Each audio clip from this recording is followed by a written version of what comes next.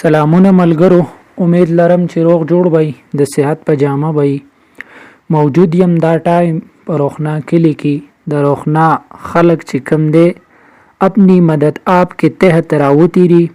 د روخنا سړک جوړی دیو د حکومت نه امید شوي دي او راوتی دي په خپل لاسونو سره خپل سړک جوړوي.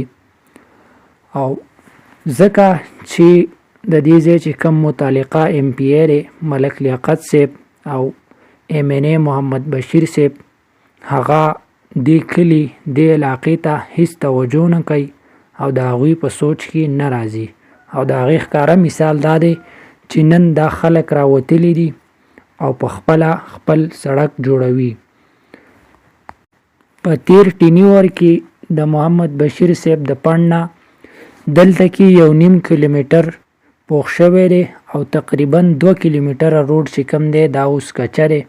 نو کله چې باران شي نو دلته کې خټه جوړیږي او خلکو ته ډیر زیات تکلیف جوړیږي، مشکلات ورته جوړیږي.